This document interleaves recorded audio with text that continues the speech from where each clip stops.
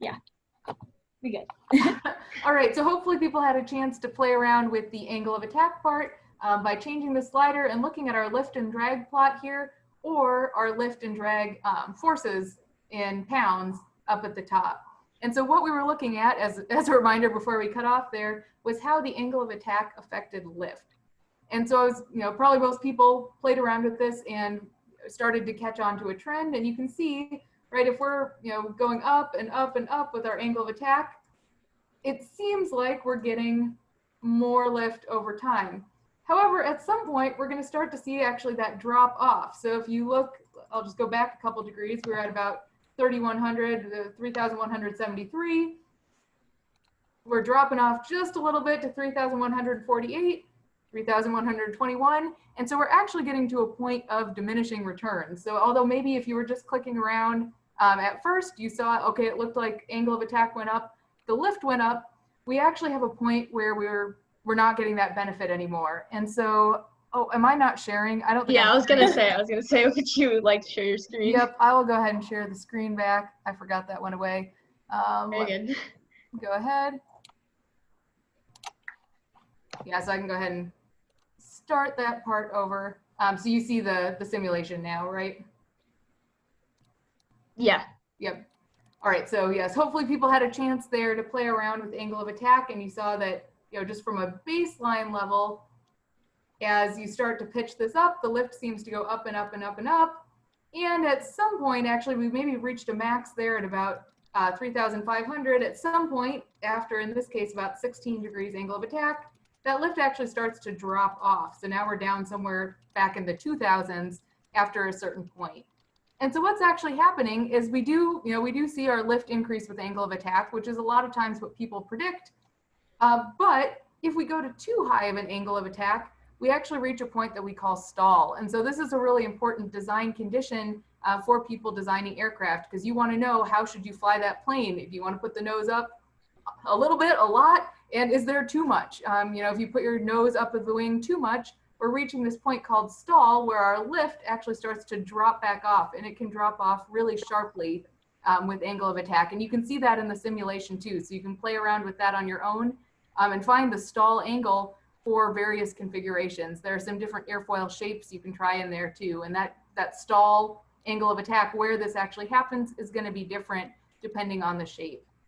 And what's really happening there is we see these nice, smooth flow of air going over the airfoil or over the wing at low angles of attack. But when we get to a high angle of attack, we start to get separation, and we get this wake with typically these little turbulent vortices behind the wing, and that really sharply drops off its ability to produce lift, because we have that turbulent flow back behind it, and that's going to decrease our lift production. And so, if I was to ask you, does angle of attack increase or decrease lift?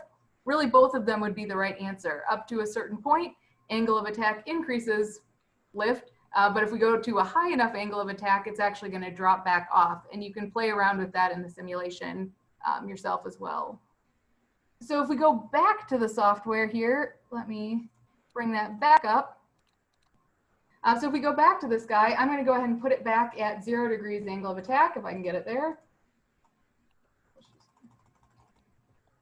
0 degrees angle of attack. And now I'm going to play with the other factor. And so that other factor we had was the speed. So how fast this wing is going, or if we're in a wind tunnel and we've got the wing sitting still, how fast the air is going past the wing.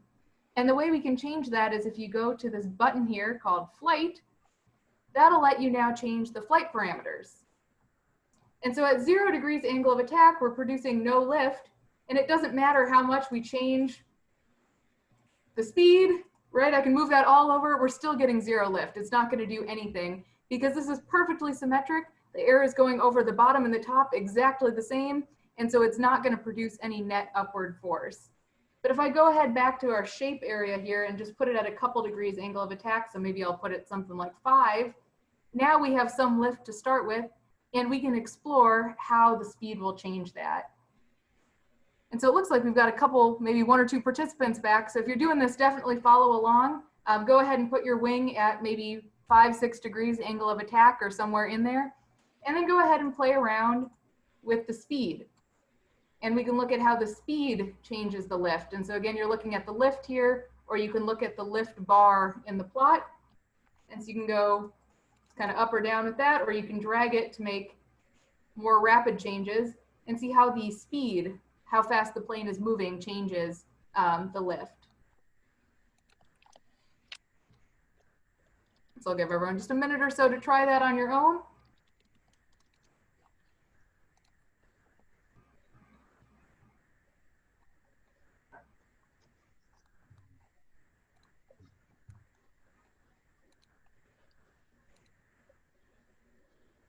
All right, so hopefully you've had a minute to give that a shot, and you can start to look at the trend, and you can certainly play with this beyond today's meeting.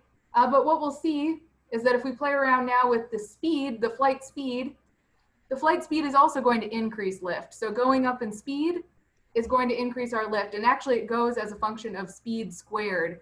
So it really is going to drastically increase the lift. If we double the speed, we're going to quadruple the lift. And so I've got an expression here. So our lift is going to be equal to 1/2 times the lift coefficient, which is a wing specific value depending on its shape and its angle of orientation, times the air density, rho, times the speed squared, times the wing area. So the area, if you look down on it like a bird's eye view, the area of that wing, the bigger the better in this case. And so as we saw from that simulation, lift increases with speed. So now we know a couple of things. We know that speed increases lift, angle of attack up to an extent increases lift. We could also see that both area and density, if we put those up, our lift will increase as well. But now let's go ahead and play around just a little bit with shape. And so I'll go back to the simulation here in a second, but what you want to do here is play around with the wing shape and try to maximize the lift to drag ratio. So there's a spot on the simulation called L/D. That's the lift to the drag. So the lift is how much force we have pulling the plane up, and the drag is how much we have slowing it down. And so we want to maximize that upward force and try to minimize the downward force. So that lift over drag ratio being high is good in terms of design, and that's what we'll try to maximize here. And so I'll bring that guy back up. If we go ahead and start, I'm just going to refresh back to the main page. So I'll start from our basic airfoil. And now we can play around with this guy. So you can change not only the angle of attack and the speed, but you can play around with the shape. And so this spot here called camber percent and thickness percent will actually change what the wing looks like. And so the camber changes and makes the wing not symmetric anymore. So it can kind of curve it upwards or curve it downwards. That's not going to be a very helpful wing shape, but it might be helpful for like a spoiler on a car to add a down force. But typically our wings, we want to produce an upward force. So this shape is going to be better. And we can play around with the thickness. So we can make that wing thinner and thicker. And again, look at this lift. And if we look at our lift to drag ratio, what we want to do is try to maximize that. So go ahead, for anyone who's still on here, if you want to take some time to play around with that on your own and see what maximum lift to drag ratio you can get. You can just leave the speed alone if you want and just change the shape, the camber, the percent thickness. Or you can even, if you want, you can mess around with a couple of different things here. They've got the ellipse, just a pure ellipse shape, flat plate. They've got an airfoil called high camber already, so you can play with any of those shapes that you'd like. I think they've also got a ball and a cylinder. So if you want to mess around with any of those, try to improve that lift to drag ratio, you can definitely go for it. But I'm just going to play around with my standard airfoil shape here and see what's the best I can do.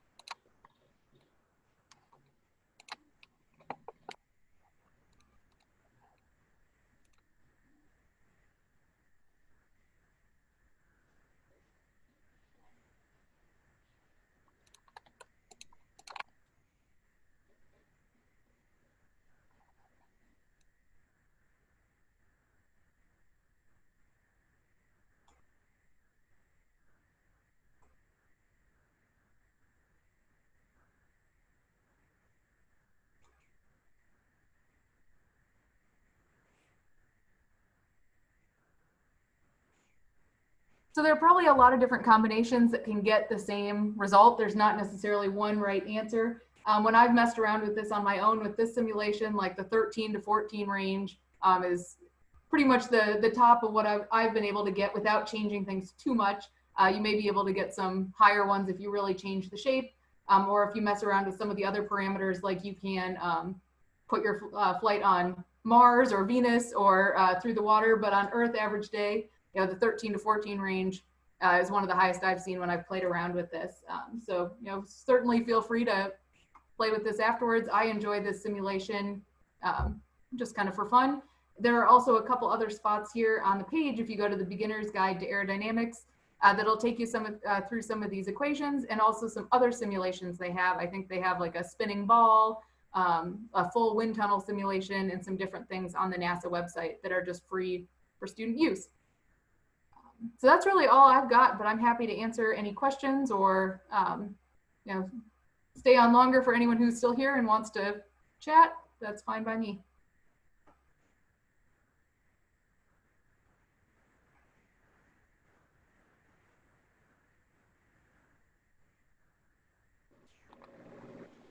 Well, if nobody has any questions or concerns, thank you so much.